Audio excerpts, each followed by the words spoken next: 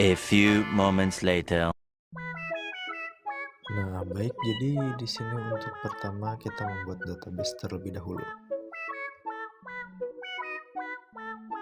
Nah, kemudian kita membuat tabel yang telah diinstruksikan, yaitu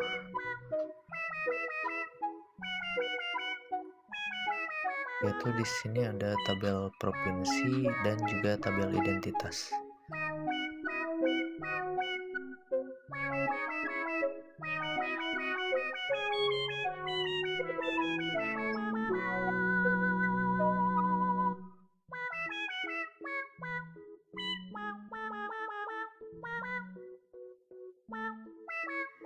Untuk tabel provinsi, pertama kita isikan ID provinsi terlebih dahulu, serta ID provinsi di sini itu dibuat sebagai primary key. Kemudian kita buat isi tabel provinsi dengan tipe data varchar,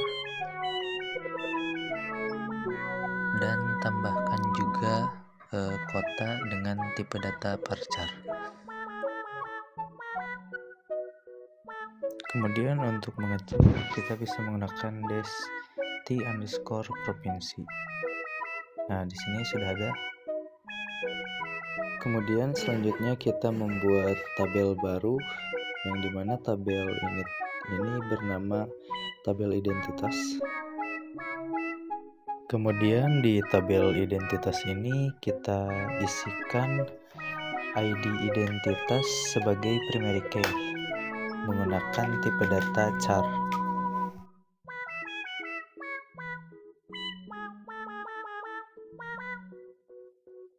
Kemudian tambahkan nama menggunakan tipe data varchar.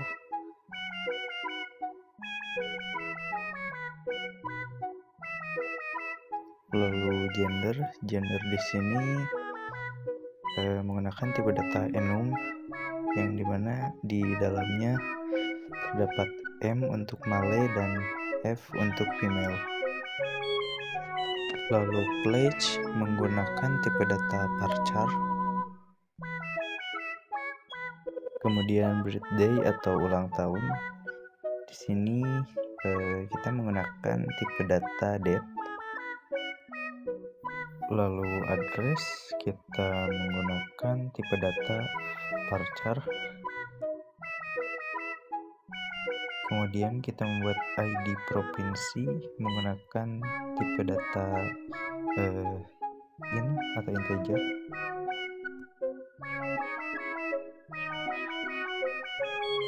Lalu about ini menggunakan tipe data text.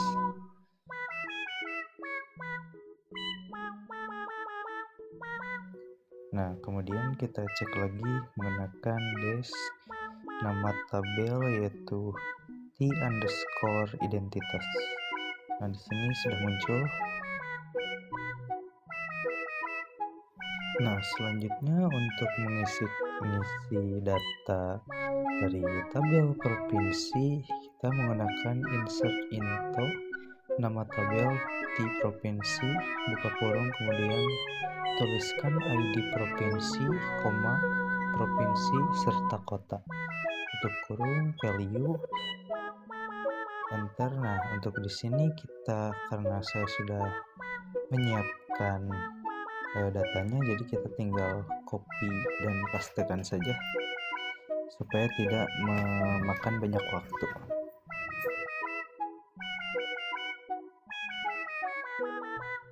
Kemudian untuk mengecek tabel yang telah dibuat, kita bisa menggunakan perintah select bintang from dari tabel yang sudah kita isi tadi, yaitu t_provinsi. Nah, ini untuk isi dari tabel provinsi. Kemudian kita isi data dari tabel identitas sama seperti tadi. kita masukkan ID identitas, nama, gender, place, birthday, address, ID provinsi, serta about.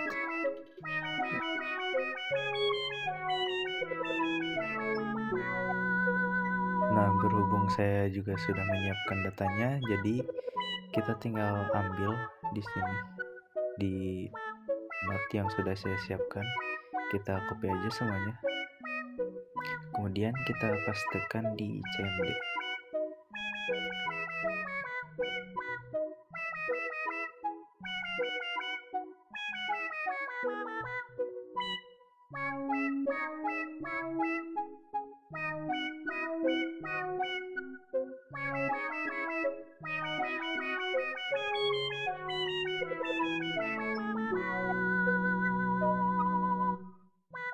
Nah, kemudian kita diperintahkan untuk menambahkan di tabel identitas ini nomor telepon.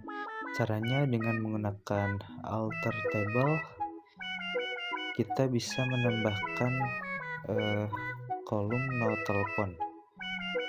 Nah, ini sudah ditambahkan, tetapi di isi atau data no telepon ini masih kosong.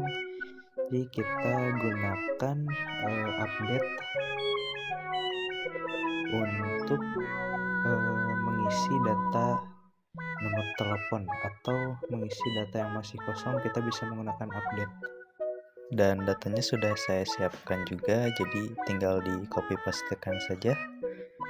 Nah, kemudian setelah kita pastikan dan semuanya berhasil, kita bisa cek menggunakan select bintang from.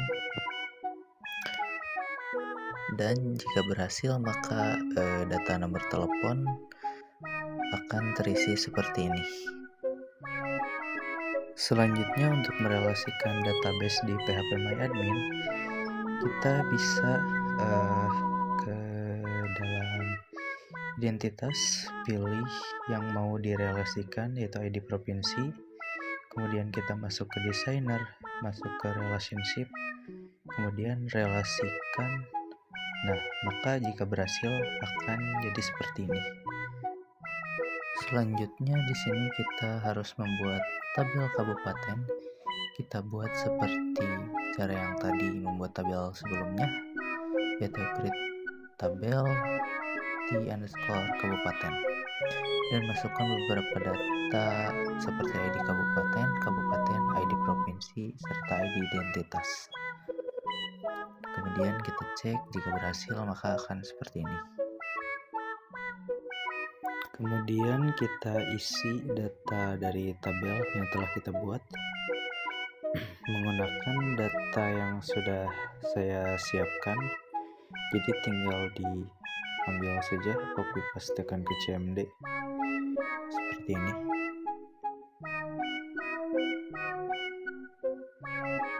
Dan jika berhasil, kita cek terlebih dahulu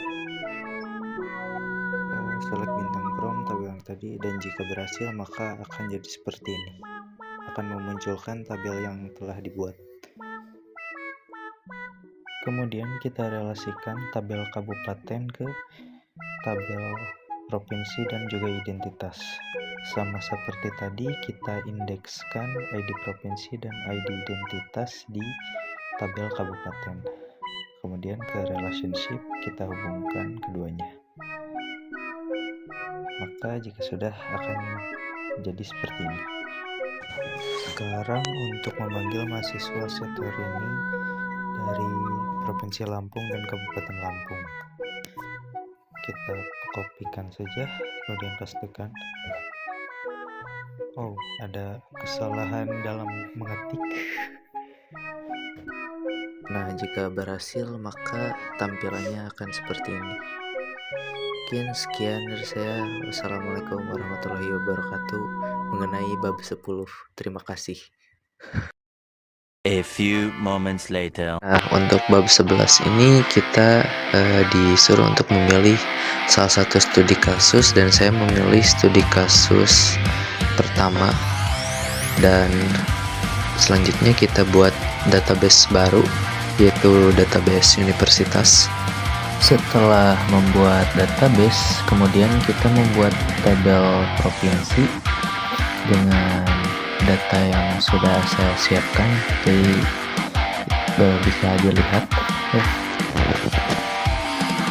Kemudian kita membuat tabel fakultas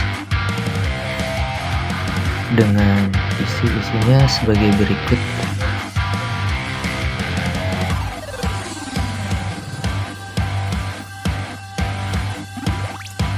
Lalu kita membuat tabel prodi dan isinya juga.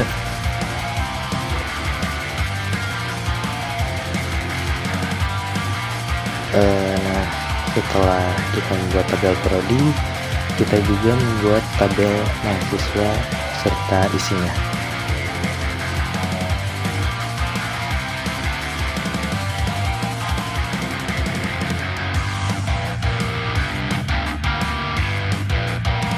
Oh maaf, ada sedikit kesalahan dalam penulisan. Jadi kita ulang membuat tabel mahasiswa, dan jika berhasil maka akan seperti ini dan isinya seperti ini.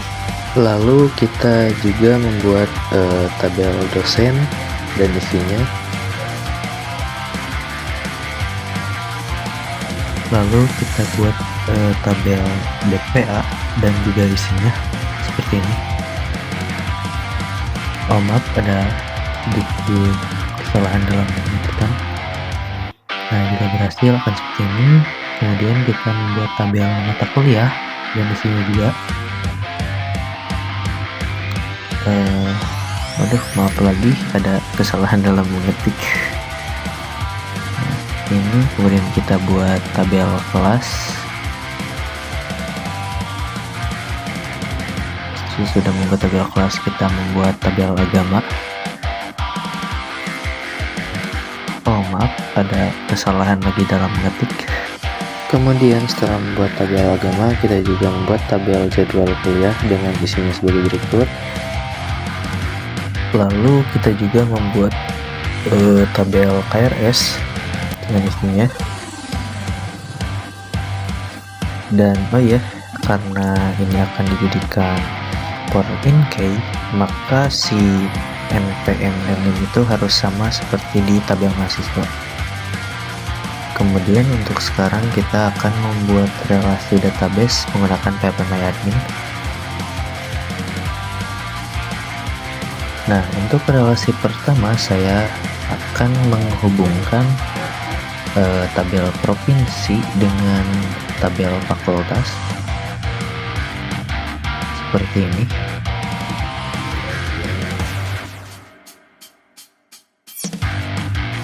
Lalu selanjutnya kita akan menghubungkan tabel prodi dengan fakultas juga seperti ini. Kita indekskan ID fakultasnya,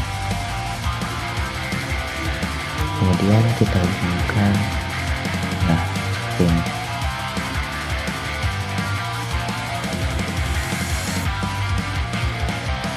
Nah, lalu kita hubungkan juga tabel mahasiswa ini dengan tabel-tabel lain seperti tabel prodi, agama, DPA, dan juga kelas.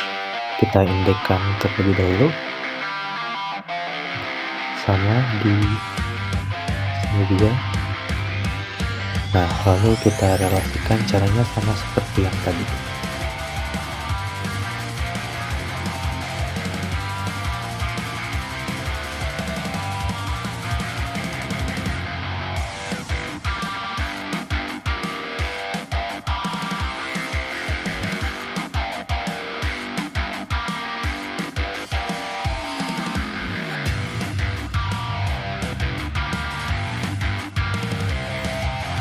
Oh iya, maaf, dan ini di tabel DPA ada kesalahan isi tabel, jadi kita rubah saja langsung di dalam PHP-nya. Jadi harusnya si nama dosen ini jadi ID dosen, ininya integer, lalu save. Nah, untuk ID prodinya kita hapus Nah, lalu si ID dosen ini kita indekkan karena akan kita hubungkan. Sama seperti yang tadi, kita relasikan ID DPA dengan tabel dosen. Lalu kita relasikan juga tabel jadwal kuliah dan KRS ini kita indeks-indekkan dulu tabel apa saja yang akan dihubungkan seperti ini. Jika sudah diindekkan, kemudian kita korelasi dan kita pilih mana yang akan dijadikan primary key dan mana yang akan dijadikan foreign key.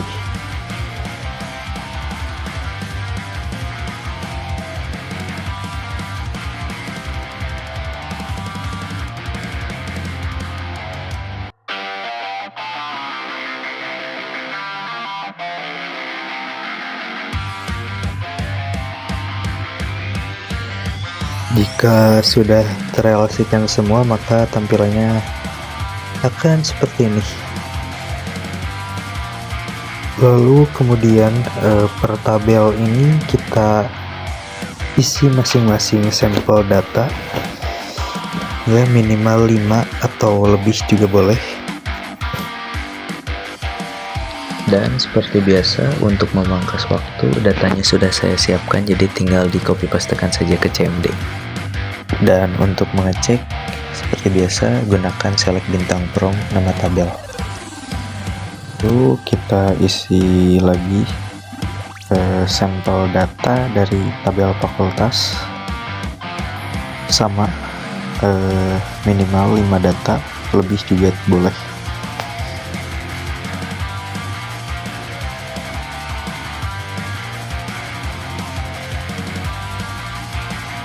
Kemudian kita isi sampel data dari prodi, sama seperti yang tadi, caranya menggunakan insert into.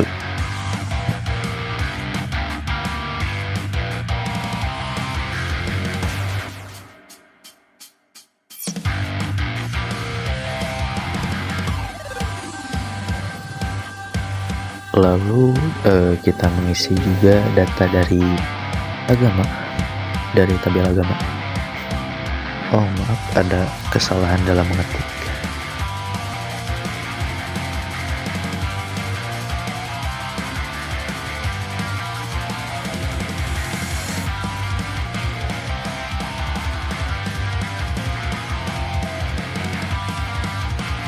Lalu kita mengisi sampel data dari kelas.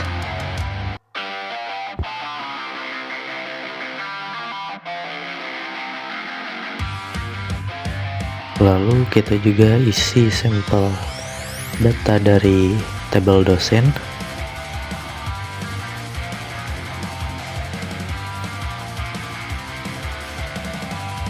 Lalu isi data dari tabel DPA.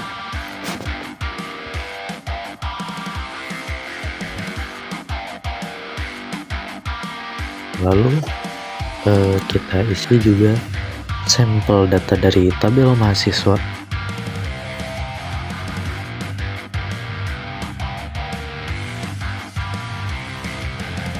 Lalu isi juga sampel data dari mata kuliah.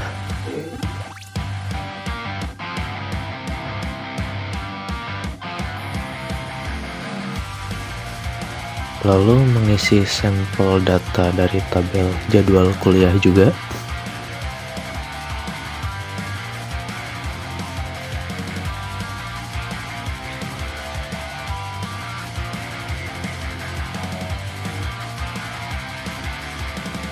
Lalu kita juga isi sampel data dari KRS sama seperti sebelum-sebelumnya.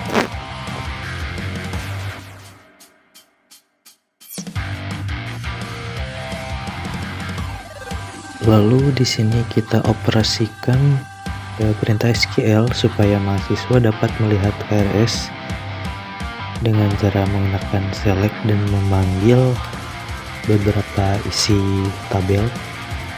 Dan di sini cara memanggilnya sudah saya siapkan juga, jadi bisa diikuti.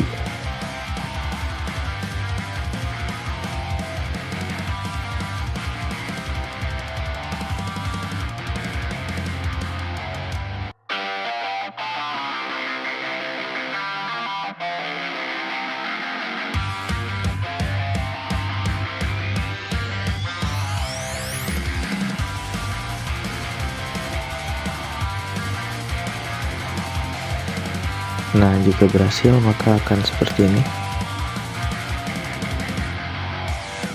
Lalu kita diperintahkan untuk memanggil supaya mahasiswa dapat melihat jadwal. Kita ketikkan saja untuk mempersingkat waktu. Nah, jika berhasil tampilannya seperti ini.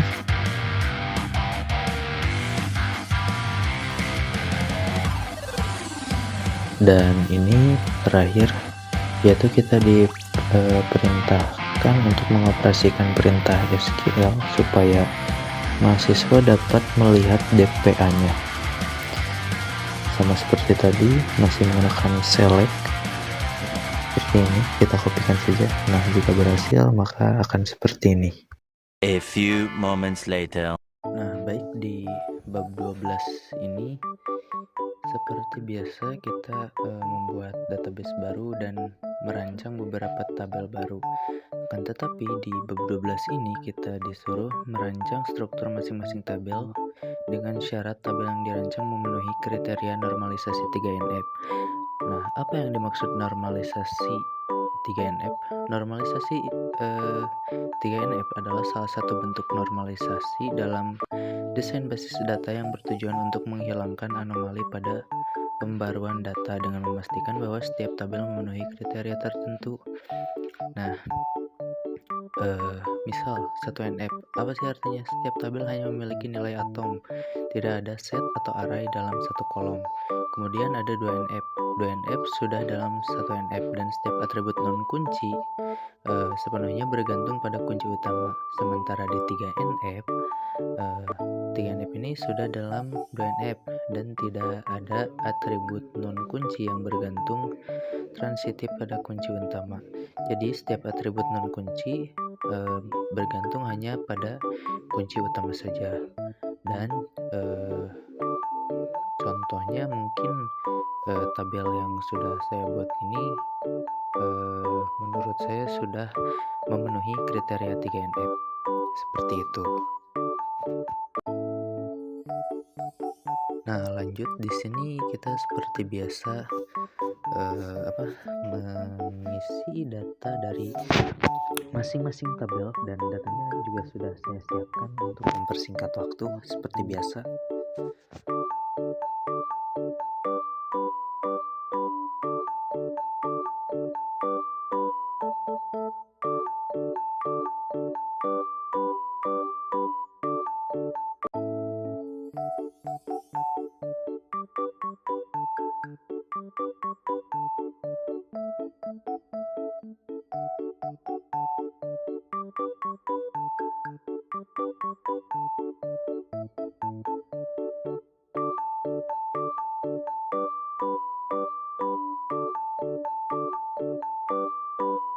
Dan di sini kita melakukan pemanggilan pada beberapa tabel yang sudah diisi sampel data, seperti pada tabel prodi, mahasiswa, mata kuliah, dan KRS.